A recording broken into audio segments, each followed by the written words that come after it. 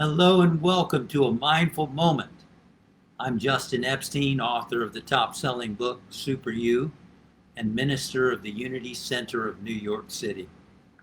We're continuing this series on Eckhart Tolle's book, The Power of Now, and I'd like to read for you from chapter 1, page 10. The word enlightenment conjures up the idea of some superhuman accomplishment.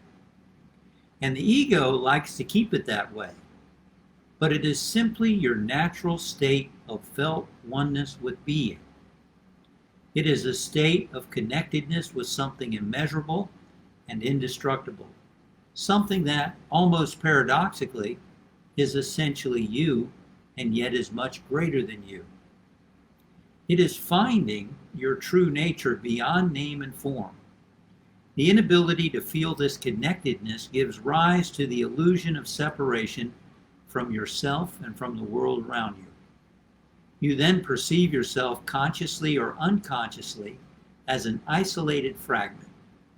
Fear arises, and conflict within and without becomes the norm. I can relate to this idea of thinking up that enlightenment is some kind of superhuman accomplishment, that the ego likes that. That's an interesting comment, because what is the ego? The ego is that fearful mind, the mind that becomes anxious and worried and constantly trying to control and manipulate and all that stuff. Well, if we were to really realize our spiritual essence and to be anchored in that experience, then the ego would no longer exist. We would be peaceful, we'd be happy, we would be non-attached, and we would deal with things as they show up in the present moment. The ego would be out of a job. So the ego likes to make it into a superhuman accomplishment so that people can then just, I suppose, just give up and go, what's the point? I can't do that. It's way too big for me. I remember in 1985, when I was really just gung-ho on the spiritual path at the very beginning, I was going through a lot of challenges, and I won't go into the details there. First, romantic relationship. I was starting college and I was thinking, here we go, climbing the ladder of success again. It all seemed very meaningless. And then with all that stuff going on, I started to feel social anxiety and self-consciousness for the first time in my life. So for the first time in my life, I was really unhappy. Maybe depressed, maybe burned out, maybe whatever, a bunch of that stuff.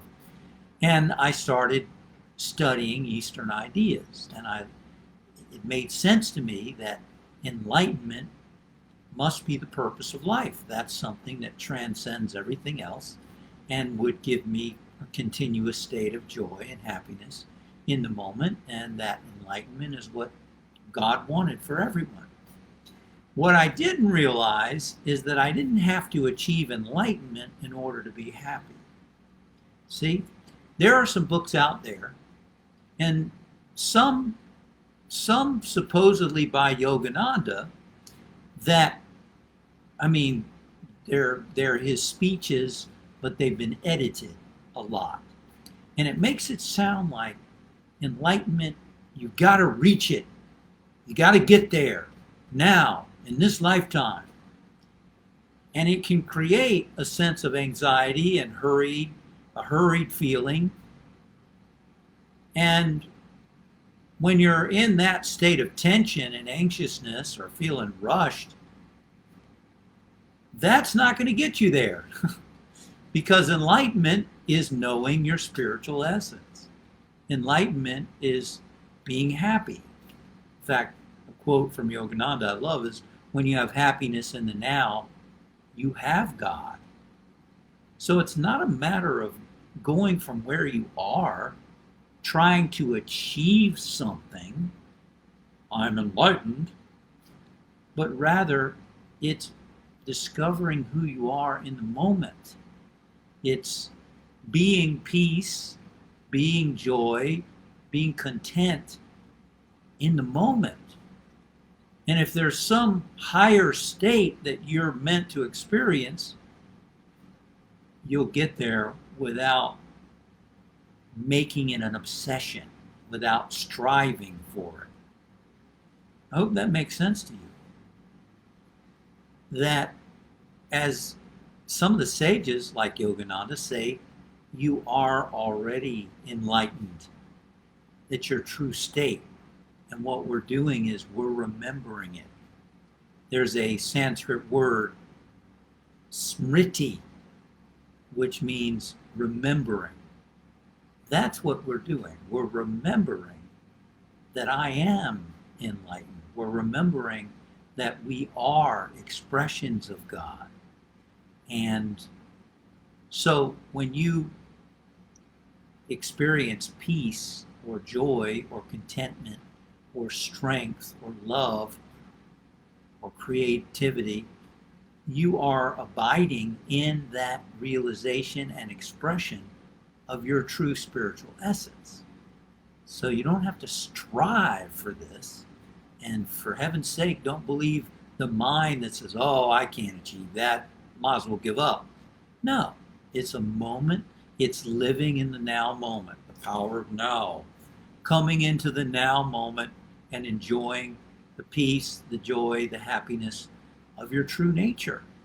And as Jesus said, seek first that kingdom, that awareness, and everything else will be added, including enlightenment. Once I realized that, it took a lot of stress off of me.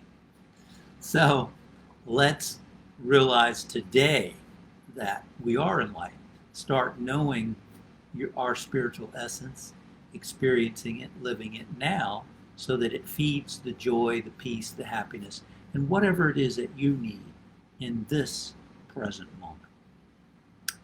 Thanks for joining me today, and I look forward to seeing you again for another mindful moment. Thank you for joining me for a mindful moment. Remember to subscribe to my channel for more mindful moments as they go live. Click above for a list of previous mindful moments to enjoy on your own time, anytime.